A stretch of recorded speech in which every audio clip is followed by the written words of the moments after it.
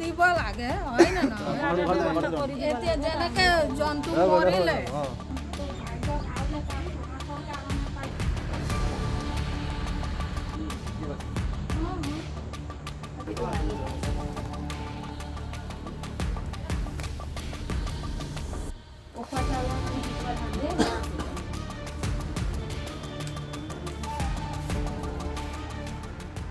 এইটো ৰাঙলু পাহাৰগুৰি যোৱা নিশা প্ৰায় 2টা পৰা 3টা বজাৰ ভিতৰত তিনি ঘৰ মানুহৰ ঘৰত হাতীয়ে বিস্তৰ ক্ষতি সাধন কৰে আৰু আপোনালোকে দেখিছে গোটেই ঘৰটো চাৰি ঠাইত মানে ভাঙিছে আৰু মানুহ বিচাৰি বিচাৰি খেদি ফুৰিছে হাতীটোৱে ইয়াত কৰিছে আৰু একে অৱস্থা সেই কাষৰ ঘৰত আমাৰ গোপাল ঠাকুৰ তেখেতৰ ঘৰতো সেই অৱস্থা পদেশ্বৰী বৈষ্ণৱৰ ঘৰতো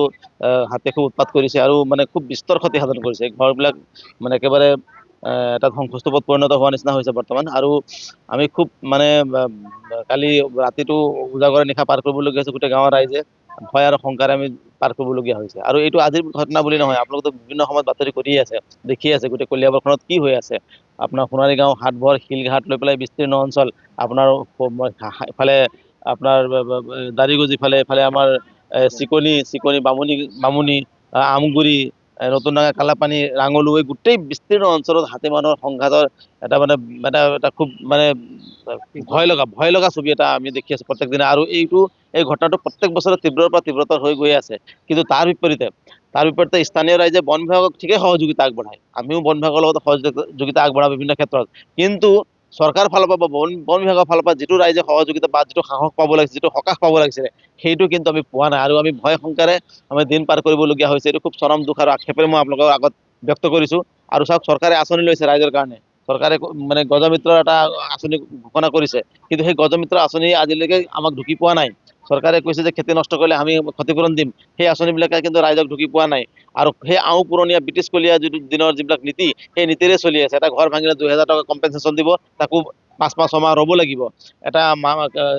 গাই গৰু যদি বন্য জীৱ জন্তু ভক্ষণ কৰে 4000 5000 টকা দিব তাৰ কাৰণে আমি 2 বছৰ 3 বছৰ ৰ'ব লাগিব তাৰপিছতে কোনোবা NGOৰ যোগেদি সেই পইচাবিলাক দিব চৰকাৰেও দিব নোৱাৰে গতিকে চৰকাৰখন চলি আছে কেনেকৈ মই আচৰিত পাইছো আৰু আমি খুব মানে আক্ষেপেৰে কৈছো যে এই বিষয়বিলাক ইমান গুৰুত্বপূৰ্ণ বিষয়বিলাকত মানে তেওঁলোকে কোনো ধৰণৰ ৰাইজক সকাহ দিব পৰাকৈ এতিয়ালৈকে বন বিভাগেই হওক বা চৰকাৰে হওক কোনো ধৰণৰ আঁচনি ল'ব পৰা নাই কোনো ধৰণৰ আমাক ৰাইজক সকাহ দিব পৰাকৈ কোনো ব্যৱস্থা গ্ৰহণ কৰিব পৰা নাই আৰু তাৰ বিপৰীতে ৰাইজ মানে সদায় ভুক্তভোগী হৈ আছে আৰু আপোনালোকে দেখি আছে ইয়াতে মানে কি হৈ আছে কলিয়াবৰখনত মানুহ শুই থকা অৱস্থাতে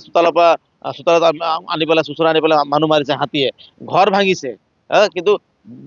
চৰকাৰখন ক'ত প্ৰশাসনে কি কৰি আছে শুই আছে নেকি তেওঁলোকে আমাৰ এইটো প্ৰশ্ন তেওঁলোকৰ আৰু খুব দুখ আৰু আক্ষেপেৰে কথাখিনি কৈছো কাৰণ আমি প্ৰত্যেক দিনাই ভয় আৰু শংকাৰে আমি মানে জীৱন মৃত্যুৰ মাজত মানে সংঘৰ্ষ কৰি পেলাই এই ঘৰ মানুহ কালি ৰাতিটো হোৱা নাই আমিতো হোৱাই নাই গোটেই গাঁৱৰ মানুহখিনি এই ঘৰ মানুহ আপুনি চিন্তা কৰক শুই থকা অৱস্থাত হাতীয়ে যেতিয়া ইয়াত লণ্ডভণ্ড কৰিছে মানুহৰ মানে কি অৱস্থা হৈছে মৰি যাব পাৰিলে কালি মানুহ গতিকে কালি গোপালৰ ঘৰতো আপোনাৰ সুৰেৰে টানি পেলাই তাক ধৰিব বিচাৰিছিল তাক নাপালে বুলিহে যদি সি সাৰ নাপালে সময়মতে সি মৰি গ'লে তেনেকৈ গতিকে এই অৱস্থা মানুহ মানে সদায় এটা ভয় শংকাৰ মাজেদি জীয়াই থকা এটা পৰিৱেশ এই পৰিৱেশটো কেতিয়া খাম কাটিব কেতিয়া আমি ইয়াৰ পৰা পৰিত্ৰাণ পাম আমি সেইটো আমাৰ চৰকাৰলৈ প্ৰশ্ন